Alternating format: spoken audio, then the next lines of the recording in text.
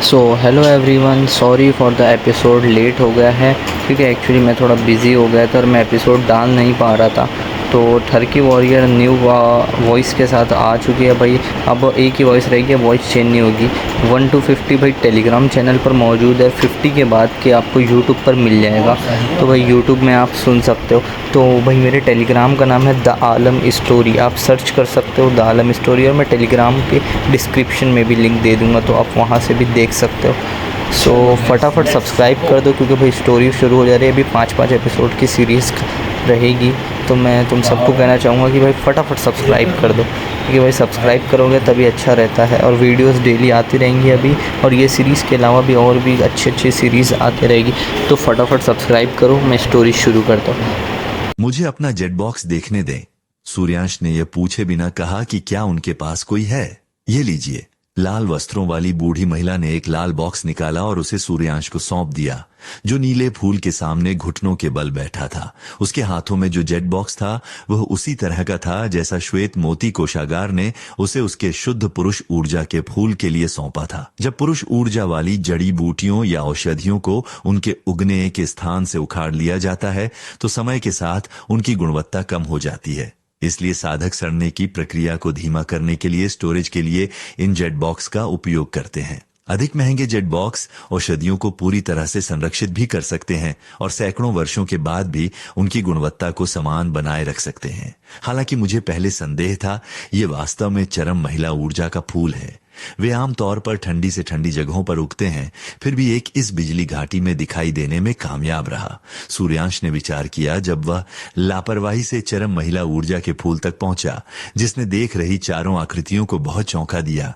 ये चार आकृतियां कई दिनों से इस फूल को तोड़ने का तरीका खोजने की कोशिश कर रही थीं। हालांकि चूंकि चरम महिला ऊर्जा का फूल अपनी महिला ऊर्जा के साथ जवाबी कार्रवाई करेगा, इसलिए उनमें से कोई भी इसे छूने में सक्षम नहीं था। कभी कभी जब किसी जड़ी बूटी में पर्याप्त महिला पुरुष ऊर्जा होती है तो यह अपनी स्वयं की चेतना को जन्म दे सकती है। यद्यपि थोड़ा कम, इस चरम महिला ऊर्जा के फूल में खतरा महसूस होने पर स्वयं की रक्षा करने की पर्याप्त जागरूकता थी। रुको, यह तो हालांकि ठीक जब चारों आकृतियों को उम्मीद थी कि चरम महिला ऊर्जा का फूल सूर्यांश पर अपनी ऊर्जा से हमला करेगा, सूर्यांश ने लापरवाही से उस फूल को ऐसे तोड़ लिया मानो वह कोई सामान्य फूल तोड़ रहा हो। यह सहज और आसान था। चरम महिला ऊर्जा का फूल ये गहरी आभा उत्सर्जित करता है जो सभी जानवरों को आसानी से भगा देगी और खुद को पोषित करने के लिए केवल विद्युत बिल्लियों जैसे स्वाभाविक रूप से मजबूत महिला ऊर्जा वाले जानवरों को ही छोड़ेगी।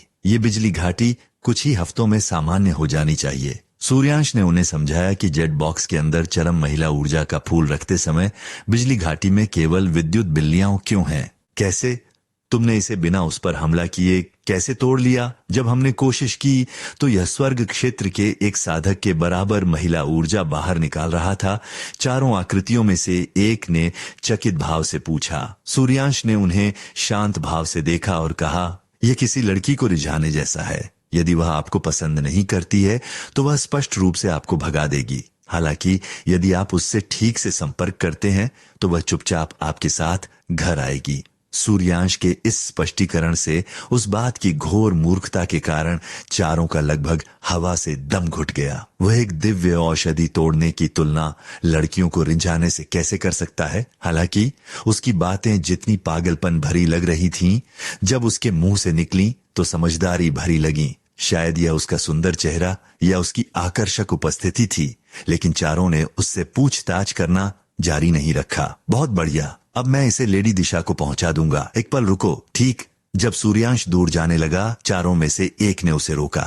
जब मैं इसे लेडी दिशा को दूंगा तो मैं आपके दिव्य तलवार संप्रदाय का जिक्र जरूर करूंगा, सूर्यांश ने बिना मुड़े ही अचानक कहा। धन्यवाद वरिष्ठ। हालांकि शुरुआत में अवाक रह गया, जिसने उसे पुकारा था उसने उसकी गायब होती पीठ को सम्मान के साथ प्रणाम किया और अन्य तीन ने भी जल्द ही उसका अनुसरण किया। हालांकि सूर्यांश इतना छोटा दिखता था कि वह उनके पोते जैसा हो, लेकिन एक ऐसी निश्चित भावना थी जो वह उत्सर्जित कर रहा था जिससे वह अपनी वास्तविक उपस्थिति से कहीं अधिक प्राचीन महसूस कर रहा था, जिसने चारों को ऐसा महसूस कराया जैसे कि वे किसी गहन विशेषज्ञ की उपस्थिति में हों। लेडी दिशा का परिवार गहरा और असीमित रूप से गहरा है।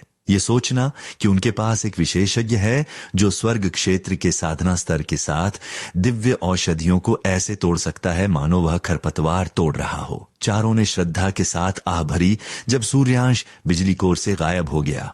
वृष्ट जब दिव्य तलवार संप्रदाय के शिष्यों ने पेड़ों की कतार के पीछे से सूर्यांश की आकृति को प्रकट होते देखा तो उन सभी ने एक भी शब्द कहे बिना उसके लिए रास्ता साफ कर दिया। मैंने वरिष्ठ जोरों से दिव्य तलवार संप्रदाय के बारे में अच्छी बातें सुनी हैं, लेकिन मुझे लगा कि वह केवल अपनी पीठ थपथपा रहे थे। मुझे यकीन है कि जब मैं वरिष्ठ जोरों को बताऊंगा कि उनके शिष्य कितने सम्मानजनक हैं, तो वे प्रसन्न होंगे। साफ रास्ते पर चलते हुए सूर्यांश हंस पड़ा। उसकी बातों के कारण वहां मौजूद शिष्य उत्साहित महसूस करने लगे। वरिष्ठ जोरो संप्रदाय के भीतर एक व्यापक पृष्ठभूमि वाले व्यक्ति थे और मूल रूप से उन्हें एक नायक के रूप में सराहा जाता था। ऐसे नायक के सामने उनकी उपस्थिति का उल्लेख किया जाना गर्व की बात थी। हालांकि इन शिष्यों को कम ही पता था कि यदि वरिष्ठ जोरों को वास्तव में पता चला कि आज सूर्यांश ने उनके कमांड जेड स्लिप के साथ क्या किया है, तो वे निश्चित रूप से गुस्से के कारण खून की उल्टी कर देंगे। हालांकि सूर्यांश रंजिश रखने वाला व्यक्ति नहीं था, लेकिन यदि उसे एहसान चुकाने का मौका मिलता है तो वह विनम्र नहीं होगा। सूर्यांश के उस स्थान से जाने के बाद दिव्य तलवार संप्रदाय भी जल्द ही वहां से चला गया और 100 से अधिक आकृतियों को तलवारों पर खड़े देखा जा सकता था, जबकि वे बिजली घाटी के पार क्षितिज में उड़ रहे थे। उड़ती हुई तलवारें। एक बार जब मैं इन राक्षस कोरों को बेच दूंगा तो मुझे भी अपने लिए एक उड़ती हुई तलवार लेनी चाहिए। सूर्यांश ने विद्युत बिल्लियों का शिकार करने के लिए लौटते समय मन ही मन सोचा। जहां तक चरम महिला ऊर्जा के फूल की बात है, जिसे इस नश्वर दुनिया में एक दिव्य औषधि माना जा सकता है, उसे जरा भी अंदाजा नहीं है कि उसे इसका उपयोग कैसे करना चाहिए। एक पुरुष के रूप में सूर्यांश स्वयं के लिए चरम महिला ऊर्जा के फूल का उपयोग नहीं कर सकता था, क्योंकि वह केवल मौत को दावत दे रहा होगा। हालांकि उसे इस नश्वर दुनिया में, जहां स्वर्ग क्षेत्र को शीर्ष माना जाता है, किसी ऐसी महिला को खोजने की बहुत कम उम्मीद है जो इस फूल के भीतर मौजूद अत्याचारी महिला ऊर्जा से हजारों टुकड़ों में विस्फोटित हुए बिना इस चरम महिला ऊर्जा के फूल का उपभोग करने के लिए पर्याप्त शक्तिशाली हो। भले ही मैं स्वर्ग क्षेत्र के किसी व्यक्ति को इस चरम महिला ऊर्जा के फूल का सेवन करने का तरीका दे दूं, फिर भी उनका साधना स्तर इसका पूरी तरह से विरोध करने के लिए पर्याप्त नहीं होगा। अय्या, यह सोचना कि मैं इस कमी वाली दुनिया में इस चरम महिला ऊर्जा के फूल को खोजने के लिए इतना भाग्यशाली हूं, फिर भी इसे खाने के योग्य और सक्षम किसी व्यक्ति को खोजने की संभावना लगभग न के बराबर है। कितना बदकिस्मत, वास्तव में दुर्भाग्यपूर्ण। क्या इस चरम महिला ऊर्जा के फूल का उपयोग कोई ऐसा करेगा जिसके बारे में सूर्यांश ने सोचा भी नहीं है? क्या दिव्य तलवार संप्रदाय को सूर्यांश की इस धोखाधड़ी का पता चलने पर वह उस पर मौत का वार करेगा? आप सभी से एक ही बात कहना चाहूँगा, भाई सब्सक्राइब कर दो, क्योंकि सब्सक्राइब करोगे तो डेली एपिसोड मिलता रहेगा। तो फटाफट सब्सक्राइब कर दो और भाई अब आगे के 5 एपिसोड भी सुन लो बगैर कोई प्रॉब्लम के।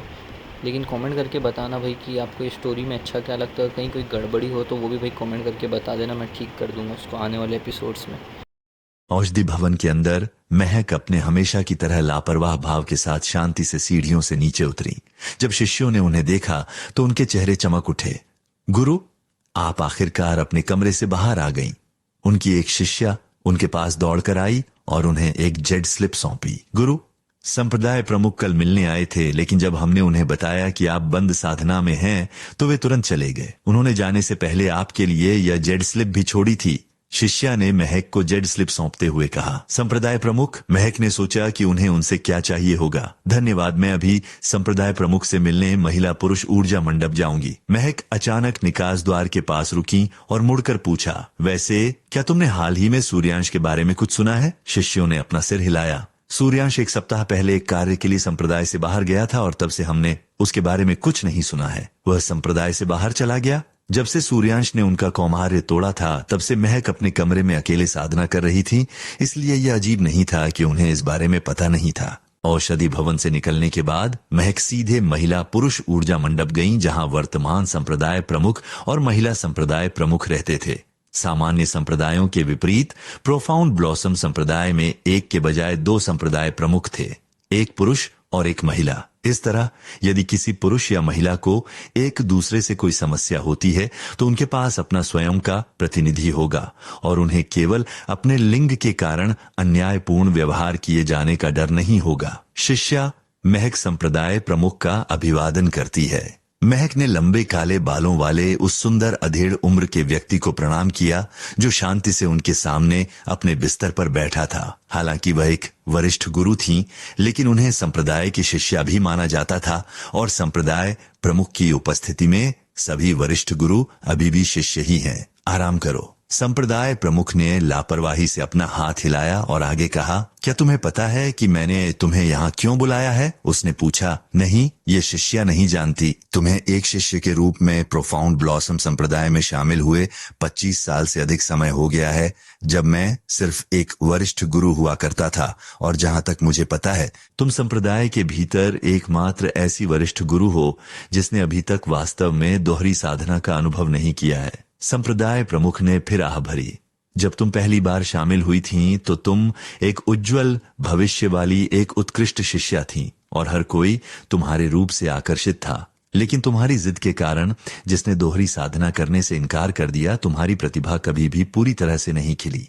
हालांकि संप्रदाय शिष्यों को उनकी इच्छा के विरुद्ध दोहरी साधना करने के लिए मजबूर नहीं करता है।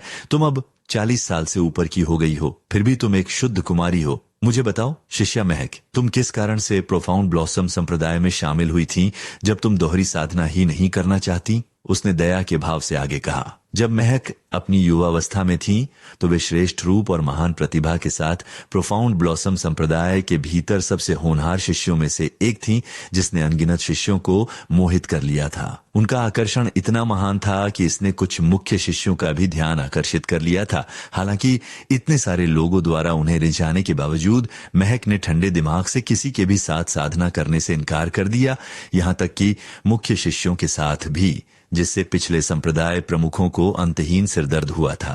पिछले संप्रदाय प्रमुखों ने अपनी दयालुता के कारण तुम्हें जो चाहे वह करने की अनुमति दी होगी, लेकिन मैं उनके जितना उदार नहीं हूँ। शिष्या महक, तुम प्रोफाउंड ब्लॉसम संप्रदाय की एक शिष्या हो, इसलिए तुम्हारा दायित्व है कि तुम इसकी शिक्षाओं का पालन करो और दोहरी साधना करो। महक, जो चुपचाप वहां खड़ी थी, ने आखिरकार अपना मुंह खोला और कहा, क्या हो अगर मैं मना कर दूं?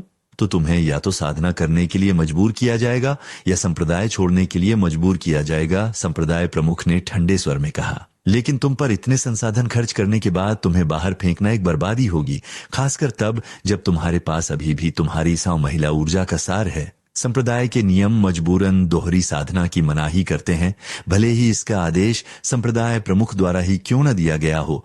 महक ने इस तथ्य को उजागर किए बिना शांति से उत्तर दिया कि उनकी महिला ऊर्जा का सार पहले ही एक साधारण शिष्य द्वारा चुरा लिया गया था, क्योंकि वे कई समान स्थितियों से गुजर चुकी थीं। तुम सही कह रही हो, लेकिन मेरे प्रोफाउंड ब्लॉसम संप्रदाय की शिष्या होने के नाते तुम मेरी सेवा करने के लिए बाध्य हो, क्योंकि यह संप्रदाय प्रमुख होने के कई विशेषाधिकारों में से एक है। संप्रदाय प्रमुख ने कहा। उसकी सिकुड़ी हुई नजर वासना से भर गई जब उसने महक के सुडौल शरीर को स्कैन किया।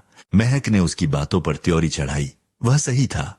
जब तक वह प्रोफाउंड ब्लॉसम संप्रदाय की शिष्या थी, तब तक वह मांग किए जाने पर संप्रदाय प्रमुख की सेवा करने के लिए बाध्य थी। हालांकि पिछले संप्रदाय प्रमुख के सम्मान में, जो तुम्हें अपने पोते की तरह प्यार करते थे, मैं तुम्हें एक आखिरी मौका दूंगा। तुम्हारे पास महीने के अंत तक का समय है कि तुम वर्तमान वरिष्ठ गुरुओं में से किसी को अपना साथी चुन लो, इससे पहले कि मैं तुम्हें फिर से अपने कमरे में बुलाऊं। और यह आज की तरह सिर्फ कुछ शब्दों के साथ खत्म नहीं होगा।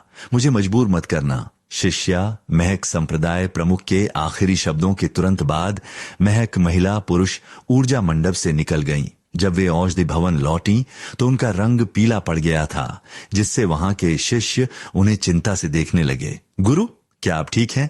आप बहुत बुरी दिख रही हैं। मैं ठीक हूँ, मुझे बस अपने कमरे में थोड़ा आराम करने की जरूरत है। वहां मौजूद शिष्यों ने चुपचाप देखा जब महक धीरे धीरे सीढ़ियों से ऊपर गईं। ऐसा लग रहा था मानो वह निराशा में हो। उन्हें क्या हुआ? क्या संप्रदाय प्रमुख ने उन्हें डांटा? शायद।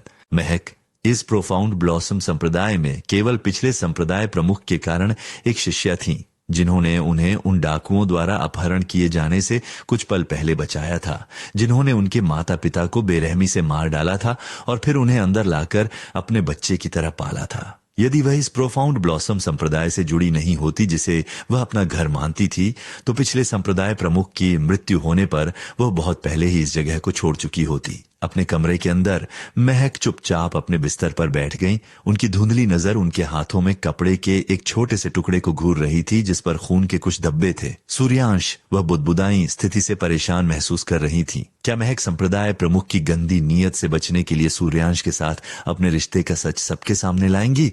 अगर संप्रदाय प्रमुख को पता चला कि महक का महिला ऊर्जा का सार सूर्यांश ने लिया है तो क्या वह सूर्यांश की जान का दुश्मन बन जाएगा? लेडी दिशा के लिए काम करने वाले व्यक्ति की तरह काम करके दिव्य तलवार संप्रदाय से चरम महिला ऊर्जा का फूल ठगने के बाद सूर्यांश विद्युत बिल्लियों के राक्षस कोर का शिकार करने के लिए बिजली घाटी की यात्रा करता रहा और अपने पिछले जीवन में सीखी गई एक गहन तकनीक के कारण वह आसानी से राक्षस कोर वाले जानवरों को उनसे अलग कर सकता था जिनमें वे नहीं थे। सूर्यांश ने अपनी तलवार की नोक से विद्युत बिल्ली का माथा आसानी से काट दिया और अंदर मौजूद कंकड़ के आकार का राक्षस कोर निकाल लिया और उसने इसे अपनी जेबों में फेंक दिया जो पहले से ही राक्षस कोरों से भरी हुई थी। मुझे वास्तव में एक स्टोरेज अंगूठी की आवश्यकता है। मेरे शरीर पर यह सारा वजन अजीब और असुविधाजनक लगता है। सूर्यांश बुदबुदाया जिसे अपना सारा कीमती सामान स्टोरेज अंगूठियों में रखने की आदत थी। स्टोरेज अंगूठियां जादुई अंगूठियां होती हैं जिनके अंदर अपना स्वयं का स्थान होता है जो इसके मालिकों को इसके भीतर चीजें संग्रहित करने की अनुमति देता है, जिससे उनके लिए उन चीजों को ले जाते समय घूमना आसान हो जाता है जिनके लिए सामान्य रूप से प्रयास की आवश्यकता होगी। साधक आम तौर पर अपने सभी खजाने अपनी स्टोरेज अंगूठियों के भीतर संग्रहित करते हैं क्योंकि वे जरूरत पड़ने पर आसानी से सुलभ होते हैं और हमेशा उनके पास सुरक्षित रहते हैं। सर्वदर्शी दिव्य नेत्र। सूर्यांश की आंखें अचानक एक गहरी रोशनी के साथ टिमटिमा उठी जो जल्दी ही गायब हो गई। तो यह आखिरी वाली थी जिसके पास एक राक्षस कोर था। सूर्यांश ने धीरे से अपनी उभरी हुई जेबों को थपथपाया जिनमें 1 दर्जन से अधिक राक्षस कोर थे। ऐसा महसूस हो रहा था मानो वह अपनी जेब के दोनों तरफ कई पत्थर ले जा रहा हो, जो उसके लिए काफी असुविधाजनक था क्योंकि जब भी वह हिलता था तो यह उसके पैरों से रगड़ खाता था। हालांकि मैंने यह यात्रा शुद्ध संयोग से की थी, लेकिन मैं अच्छी खासी मात्रा में धन प्राप्त करने में सफल रहा। एक चरम महिला ऊर्जा का फूल और महिला ऊर्जा बिजली तत्व के कई राक्षस कोर, ये सब महिलाओं को लाभान्वित करेंगे लेकिन पुरुषों को नुकसान पहुंचाएंगे। सूर्यांश ने आह भरी। इस दुनिया में लगभग हर चीज में महिला ऊर्जा या पुरुष ऊर्जा का एक संस्करण मौजूद है। यहाँ तक कि आग, पानी, हवा और पृथ्वी जैसे तत्वों में भी यही कारण है कि महिला ऊर्जा बिजली तत्व और पुरुष ऊर्जा बिजली तत्व होते हैं। बिजली घाटी को साफ करने के बाद सूर्यांश ने उस जगह को छोड़ने के लिए 1 सेकंड का भी इंतजार नहीं किया क्योंकि वह अब और वहां नहीं रहना चाहता था। जब वह बिजली घाटी से बाहर चला तो बाहर डेरा डाले हुए लोग जिन्होंने उसे कुछ घंटे पहले देखा था अपनी आंखें फाड़कर उसे देखने लगे। न केवल वह अपने सभी अंगों के साथ लौटा था बल्कि वह बिना किसी खरोंच के बाहर आने में भी कामयाब रहा। जब सूर्यांश दूर जा रहा था उसने उन कुछ व्यक्तियों की ओर देखा जो पहले उस पर जोर से हंस रहे थे और उन्हें उपहास से भरे भाव के साथ एक हल्की सी मुस्कान दिखाई जिससे उनके सिर की नसें जड़ों की तरह फूल गईं। वे उसी पल उस पर झपटना चाहते थे लेकिन चूंकि वे सभी गंभीर रूप से घायल थे जबकि सूर्यांश एकदम सही स्थिति में था, इसलिए उनमें से किसी ने भी उसके पास जाने की हिम्मत नहीं की।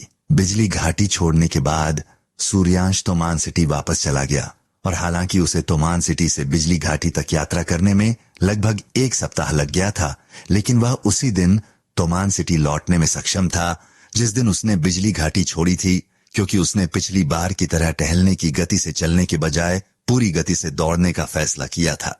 एक बार जब वह मुख्य द्वारों पर पहुंचा तो पहरेदारों ने उस पर खूबसूरत सफेद वस्त्र देखकर उसे बिना किसी परेशानी के अंदर जाने दिया, जिसने उसे प्रोफाउंड ब्लॉसम संप्रदाय के शिष्य के रूप में पहचाना था। कृपया अपने प्रवास का आनंद लें यंग मास्टर, उन्होंने प्रवेश करते ही उसे प्रणाम किया और अपनी पहली यात्रा के विपरीत सूर्यांश अपने पैरों को रोके बिना शहर के बीच से एक सीधी रेखा में चला क्योंकि उसके पास इस जगह पर रुकने का कोई कारण नहीं था। हालांकि जब वह शहर के केंद्र में पहुंचा तो उसने एक बड़ी लाल इमारत में प्रवेश करने की कोशिश कर रहे लोगों के एक विशाल समूह को देखने के लिए अचानक अपने कदम रोक दिए। वे सभी अपने पूरे शरीर के चारों ओर महंगे सामान के साथ समृद्ध पोशाक पहने हुए थे।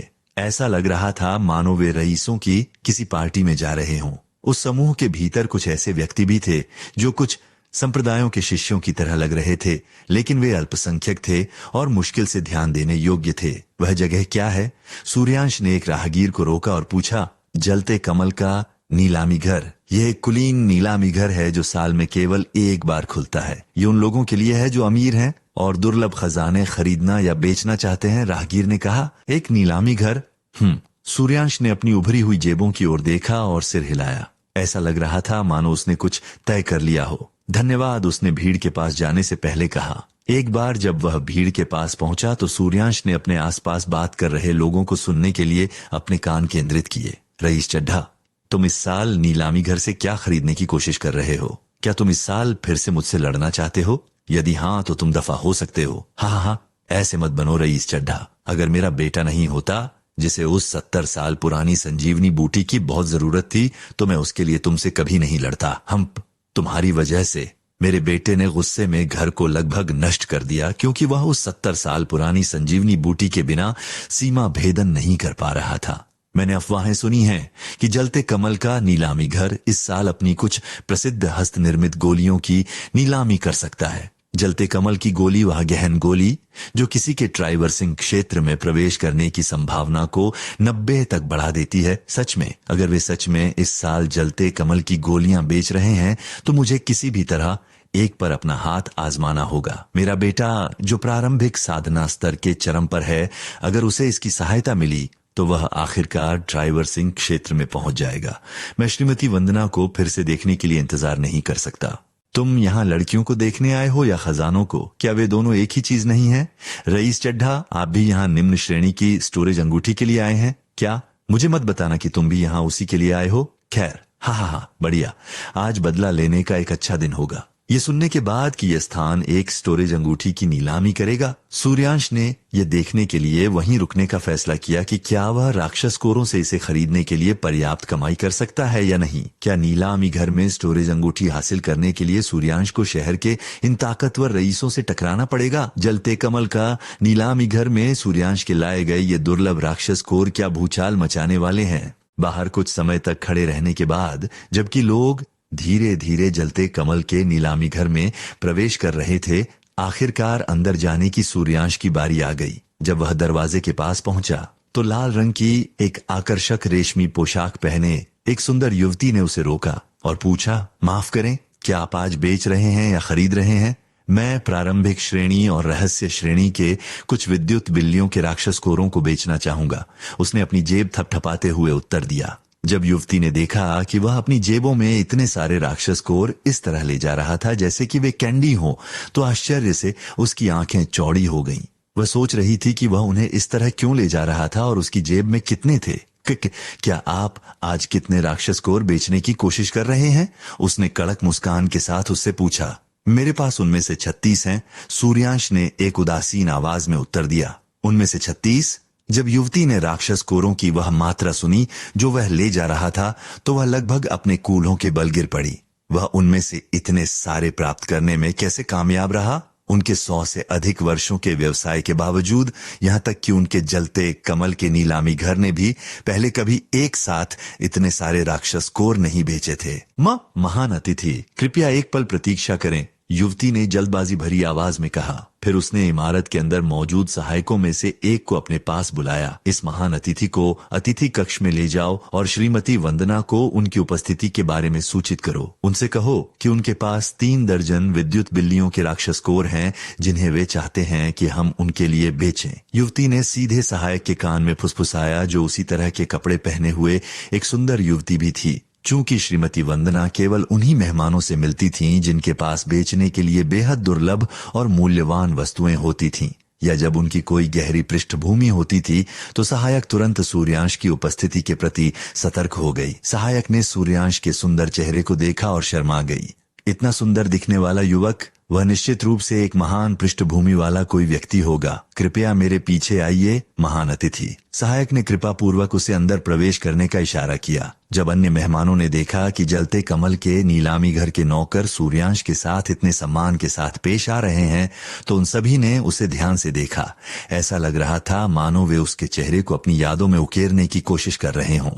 सूर्यांश की इमारत में प्रवेश करने के बाद उसे महंगे फर्नीचर वाले एक बड़े कमरे में ले जाया गया। महान अतिथि, कृपया एक पल प्रतीक्षा करें जब तक मैं श्रीमती वंदना को बुलाती हूँ, तेज गति से चलने से पहले सहायक ने कहा। जब सहायक इस श्रीमती वंदना को बुलाने गई तो सूर्यांश ने अपनी जेब से 36 राक्षस कोर निकाले और उन्हें अपने सामने मौजूद उत्तम लकड़ी से बनी मेज पर रख दिया। सभी व्यवस्थित तरीके से और उनके ग्रेड और गुणवत्ता के आधार पर अलग अलग रखे गए। राक्षस कोर को मृत्यु से पहले इसके मालिक के साधना स्तर द्वारा श्रेणीबद्ध किया जाता है। जब प्रारंभिक साधना स्तर पर कोई जानवर मर जाता है तो यह आमतौर पर प्रारंभिक श्रेणी का राक्षस कोर पीछे छोड़ देता है, जबकि ट्राइवर्सिंग क्षेत्र का जानवर रहस्य श्रेणी का राक्षस कोर पीछे छोड़ देगा। हालांकि सभी जानवर अपने साधना स्तर के समान ग्रेड वाले राक्षस कोर नहीं छोड़ते हैं, क्योंकि कई बार वे अपने वास्तविक साधना स्तर की तुलना में कम ग्रेड वाले राक्षस कोर पीछे छोड़ देते हैं। राक्षस कोरों को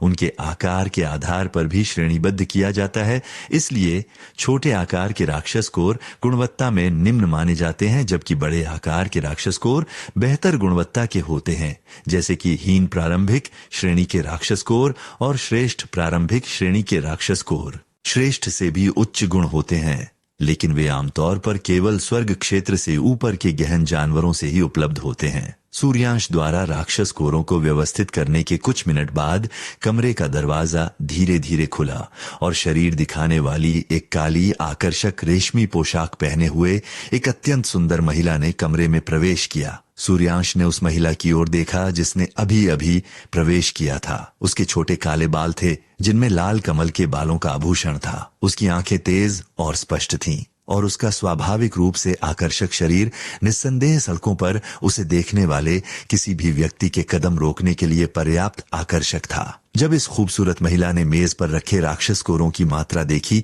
तो उसकी आंखें एक उत्साहित रोशनी के साथ टिमटिमा उठीं। हालांकि जब उसने सूर्यांश और उसके वस्त्रों को देखा तो उसकी भौहें अनजाने में उठ गईं और उसकी आंखों में खुशी की एक चमक टिमटिमा उठी। सच कहूं तो जब मैंने सुना कि कोई हमारे जलते कमल के नीलामी घर में विद्युत बिल्लियों के राक्षस कोर बेचना चाहता है तो मुझे यह उम्मीद नहीं थी कि वह कुख्यात प्रोफाउंड ब्लॉसम संप्रदाय का कोई साधारण बाहरी प्रांगण का शिष्य होगा। वह सूर्यांश के सामने बैठ गई और शांत आवाज में उससे कहा, इतने सारे विद्युत बिल्लियों के राक्षस कोर, क्या तुमने व्यक्तिगत रूप से उन्हें मारा है या तुमने उन्हें किसी अन्य स्रोत से प्राप्त किया है? श्रीमती वंदना ने अपनी बात जारी रखी जब उन्होंने सूर्यांश को अपने दृष्टिकोण में कोई जगह दिए बिना एक राक्षस कोर को उसके साथ खेलने के लिए उठाया। श्रीमती वंदना का अहंकारी व्यवहार और शिष्टाचार की कमी देखकर सूर्यांश मुस्कुराया और कहा, मुझे आप जैसे ईमानदार लोगों के साथ व्यापार करना पसंद है, क्योंकि यह लेन देन को बहुत अधिक सीधा और कम जटिल बनाता है। तो आपके जलते कमल के नीलामी घर में व्यापार करने का हिस्सा क्या है? सूर्यांश के अपनी बात पर सवाल पूछने और उनके सवालों को नजरअंदाज करने पर श्रीमती वंदना की आंखें आश्चर्य से चौड़ी हो गईं। इस छोकरे को क्या लगता है कि वह किससे बात कर रहा है? क्या उसे पता भी है कि वह कहाँ है? क्या तुम अपने वरिष्ठों से ऐसे ही बात करते हो? उसने त्योरी चढ़ाते हुए उसे घूरा। मुझसे फायदा उठाने के लिए अपनी स्थिति का उपयोग करने की कोशिश करने की जहमत भी मत उठाओ, उपनाम वंदना। सूर्यांश अचानक अपने चेहरे पर गंभीर भाव के साथ आगे की ओर झुका। उसकी तेज नजर सीधे श्रीमती वंदना की आंखों में घूर रही थी। यदि आप मुझे महज एक कनिष्ठ के रूप में देखकर अपनी उम्र के अनुसार कार्य करने का प्रयास कर रही हैं, तो मैं भी अपनी वास्तविक उम्र के अनुसार कार्य करूंगा। तुम कौन हो? तुम्हारी मुझसे इस तरह के लहजे में बात करने की हिम्मत कैसे हुई? क्या तुम जानते हो कि मैं कौन हूँ? मैं जलते कमल से एक वरिष्ठ गुरु हूँ। जब आत्मा क्षेत्र के चरम पर एक साधक श्रीमती वंदना ने सूर्यांश द्वारा उत्सर्जित उस भारी आभा को महसूस किया जिसने उसे यह महसूस कराया कि वह किसी अनुभवी वरिष्ठ की उपस्थिति में थी, तो उसके दिल की धड़कन रुक गई। भले ही आप मेरे संप्रदाय की संप्रदाय प्रमुख हों, यदि आप मुझसे अरुचिकर स्वर में बात करती हैं तो मैं आपको वह स्वर बदलने पर मजबूर कर दूंगा। सूर्यांश ने शांतिपूर्ण आवाज में अभद्रता से उसे बीच में ही रोक दिया, जो जोर से बोलने से ज्यादा दमनकारी लग रहा था। हालांकि सूर्यांश एक युवक जैसा दिखता है, लेकिन वह अभी भी मानसिक रूप से इस दुनिया में रहने वाले किसी भी व्यक्ति से बड़ा था। वह एक ऐसा अस्तित्व था जिसका वह जहां भी यात्रा करता था सम्मान किया जाता था। भले ही इस दुनिया में कोई भी उसके उच्च अस्तित्व के बारे में जागरूक न हो, वह किसी को भी इस तरह से अपना अपमान करने की अनुमति नहीं देगा। अब इस मूर्खता को रोकते हैं ताकि हम व्यापार करना शुरू कर सकें। यह कैसा रहेगा? उसने मुस्कुराते हुए कहा। क्या श्रीमती वंदना इस घमंडी युवक की धमकी के आगे घुटने टेकेंगी या नीलामी घर में कोई बड़ा बवाल होने वाला है? सूर्यांश का वास्तविक उम्र के अनुसार कार्य करने का मतलब क्या है? क्या वह नीलामी घर में अपनी छिपी हुई शक्तियों का प्रदर्शन करेगा? सो आप सभी को एक बात और बता दूं भाई, मेरा ये स्टोरी चैनल के अलावा एक गेमिंग चैनल भी है जिसका नाम है द आलम स्पीड रन या द आलम लाइफ। इन दोनों में से एक है भाई, उसकी लिंक मैं आपको कमेंट में पेस्ट कर दूंगा भाई, तो वहाँ पर आपको गेमिंग रिलेटेड वीडियोस मिल जाए। तो भाई वो चैनल को भी सब्सक्राइब कर दो भाई, और उस पर भी कमेंट करके ज़रूर बताना कि कैसा लग रहा है। श्रीमती वंदना एक अवाक भाव के साथ वहां बैठी थीं। उनकी कांपती नजरें अविश्वास और उलझन से भरी थीं, क्योंकि वे सूर्यांश को घूर रही थीं, जो अपने चेहरे पर एक हल्की सी मुस्कान के साथ शांति से वहां बैठा था। वह इस पूर्व महाद्वीप के कुछ गिने चुने प्रतिष्ठित संप्रदायों में से एक बर्निंग लोटस पैलेस की वरिष्ठ गुरु थी। फिर भी अश्लील प्रोफाउंड ब्लॉसम संप्रदाय के एकमात्र जूनियर ने वास्तव में उनके साथ इतने अहंकार और अनादर के साथ बात करने की हिम्मत की। उन्होंने पहले कभी ऐसी स्थिति का सामना नहीं किया था, इसलिए उनकी यह उलझन थी। हालांकि जितना वह मेज को पलटना और सूर्यांश के चेहरे पर थप्पड़ मारना चाहती थी, उनके अंदर कुछ ऐसा था जिसने उन्हें चुपचाप शांत होने और इतनी लापरवाही से काम न करने के लिए कहा। इसलिए उन्होंने अपनी आंखें बंद कर लीं और खुद को याद करने के लिए गहरी सांस ली। वह हार नहीं मानना चाहती थीं, एक कनिष्ठ के सामने तो बिल्कुल भी नहीं, लेकिन मेज पर मौजूद 3 दर्जन राक्षसखोरों ने उन्हें शांत होने में बहुत मदद की। हालांकि वे केवल प्रारंभिक श्रेणी और रहस्य श्रेणी के राक्षसखोर थे, फिर भी उन्हें बहुत मूल्यवान संसाधन माना जाता है, क्योंकि वे हमेशा उच्च मांग में होते हैं और कभी न खत्म होने वाले आदेशों के प्रवाह को संतुष्ट करते हुए प्रतीत नहीं होते। जो ग्राहक हमारे बर्निंग लोटस संप्रदाय में बेचना चाहते हैं, उन्हें बेची गई वस्तु की कुल राशि का 70 प्राप्त होगा, जबकि जलते कमल का नीलामी घर शेष 30 लेगा। यदि यह नहीं बिकता है तो आपको हमारी सेवा का उपयोग करने के लिए 10 सोने के सिक्के देने होंगे। श्रीमती वंदना ने चिढ़ती हुई आवाज में कहा। मुझे 80 सेंट चाहिए, सूर्यांश ने तुरंत बाद कहा। श्रीमती वंदना ने उसकी बातों पर तुरंत त्योरी चढ़ाई। क्या तुम जानबूझकर मुझे गुस्सा दिलाने की कोशिश कर रहे हो? यह ग्राहक के रूप में अपनी स्थिति मत भूलो। ये कोई बातचीत नहीं है, या तो इसे लो या जाने दो। बेशक ये कोई बातचीत नहीं है, ये मेरा प्रस्ताव है, या तो इसे लो या जाने दो। यहाँ से निकल जाओ, इससे पहले कि मैं यहाँ का प्रबंधक बनने के बाद पहली बार इस जगह के अंदर किसी अतिथि पर हमला कर दूं। श्रीमती वंदना ने मुट्ठी भींचते हुए कहा। उनकी नजरें धमकी भरे अंदाज में सिकुड़ गईं। हालांकि सूर्यांश वहीं बैठा रहा और उसने कहा, क्या आप इस बारे में निश्चित हैं? आपको इनके बाद कम से कम कुछ और वर्षों तक विद्युत बिल्लियों के कोई भी राक्षसखोर बिकते हुए नहीं दिखेंगे। श्रीमती वंदना की त्योरी तुरंत गहरी हो गई। उसका इस बात से क्या मतलब था? हालांकि विद्युत बिल्ली के राक्षसखोर वास्तव में दुर्लभ हैं और उन्हें प्राप्त करना कठिन है, लेकिन वे उतने दुर्लभ नहीं हैं जितना सूर्यांश ने उन्हें बताया था। आप भ्रमित लग रही हैं। क्या आप बिजली घाटी की स्थिति से अवगत है? सूर्यांश ने अचानक पूछा। बिजली घाटी? श्रीमती वंदना ने याद किया कि कैसे पिछले 1 सप्ताह से बिजली घाटी के भीतर असामान्य रूप से बड़ी मात्रा में विद्युत बिल्लियां दिखाई दे रही थीं। ये इस हद तक था कि वहां केवल विद्युत बिल्लियां थीं और कुछ नहीं। लगभग ऐसा लग रहा था मानो वहां रहने वाली हर दूसरी चीज अचानक गायब हो गई हो या दूर भगा दी गई हो। क्योंकि हम अभी बात कर रहे हैं और वहां उन पर विजय प्राप्त की जा रही है, इसलिए स्पष्ट रूप से वहां विद्युत बिल्लियों की आबादी गिर जाएगी। उन्हें विलुप्त होने की हद तक भी शिकार किया जा सकता है। आपको क्या लगता है कि एक बार ऐसा होने पर क्या होगा? श्रीमती वंदना की आंखें यह एहसास होने पर चौड़ी हो गईं कि सूर्यांश क्या कहना चाह रहा था। हालांकि इससे पहले कि वह बोलने के लिए अपना मुंह खोल पाती, सूर्यांश ने आगे कहा, मेज पर जो राक्षसखोर आप देख रही हैं, वे केवल विद्युत बिल्ली के राक्षसखोर बचे हैं। बिजली घाटी के भीतर अब और नहीं है, इसलिए मैं उन्हें उनके मूल मूल्य से 3 गुना अधिक पर बेचना चाहता हूं। तुम इस बारे में इतने निश्चित कैसे हो सकते हो? मैं सही हूं या नहीं, ये आपको कुछ ही महीनों में पता चल जाएगा। तो मेरा प्रस्ताव यहाँ है, आप अभी इन राक्षसखोरों को बेचने में मेरी मदद कर सकती हैं और बाद में खुशी से उछल सकती हैं, या आप मुझे आज उस दरवाजे से बाहर निकाल सकती हैं और कुछ ही महीनों में अपने फैसले पर पछतावा कर सकती हैं। किसी भी तरह से, भले ही मैं उन्हें आज यहाँ न बेचूं, फिर भी मेरे पास इन राक्षसखोरों के कई अन्य उपयोग होंगे। श्रीमती वंदना चुप हो गईं। वह उसके प्रस्ताव पर विचार कर रही थी। अगर विद्युत बिल्लियों के बारे में वह जो कह रहा है वह सच है और मैं उसे अभी जाने देती हूं तो हम एक संभावित बड़े लाभ से चूक जाएंगे। हालांकि अगर हम बिना किसी ठोस सबूत के उसके दावों के बारे में उसके राक्षस कोरों को उनके मूल मूल्य से 3 गुना अधिक पर बेचने में मदद करते हैं तो यह मेहमानों को परेशान करेगा और हमारे जलते कमल के नीलामी घर की प्रतिष्ठा निश्चित रूप से कम हो जाएगी। नहीं, हम मेहमानों से बस इतना कह सकते हैं कि विक्रेता ने किसी भी कीमत पर इसे मूल कीमत से 3 गुना अधिक पर बेचने पर जोर दिया। भले ही यह न बिके, हमें कुछ भी नुकसान नहीं होगा क्योंकि हमने इस पर कोई संसाधन खर्च नहीं किया है, यहां तक कि इससे मुनाफा भी कमाया है। अपने आप स्थिति के बारे में सोचने के बाद श्रीमती वंदना ने आखिरकार सूर्यांश को उसके राक्षस कोरों को बेचने में मदद करने का फैसला किया। यदि यह बिकता है तो भले ही उन्हें अपने सामान्य शेयरों का 10% खोना पड़े, फिर भी उन्हें लाभ होगा क्योंकि राक्षस कोर कम से कम इसके मूल मूल्य से 3 गुना अधिक पर बेचे जाएंगे। मैं आपको अभी बता दूं कि मुझे तुम पसंद नहीं हो और मेरा फैसला पूरी तरह से मेरे जलते कमल के नीलामी घर के बारे में सोचकर लिया गया था। व्यापार व्यापार है, इसलिए मैं तुम्हारे राक्षस कोरों को बेचने में तुम्हारी मदद करूंगी। सूर्यांश ने मुस्कुराते हुए सिर हिलाया और कहा, बढ़िया, अब मेरे दूसरे प्रस्ताव पर चलते हैं। हाँ?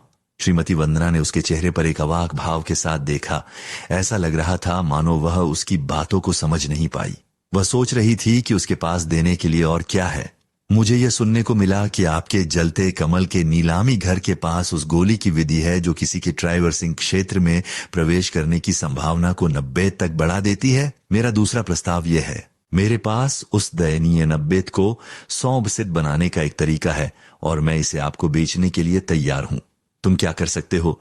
उसके अचानक दिए गए प्रस्ताव को सुनकर सदमे से श्रीमती वंदना जोर से चिल्ला पड़ी। भले ही यह मात्र 10 इक्यास था, लेकिन 90 और 100 शेयर के बीच का अंतर अतुलनीय है क्योंकि एक सफलता की गारंटी देता है और दूसरा नहीं।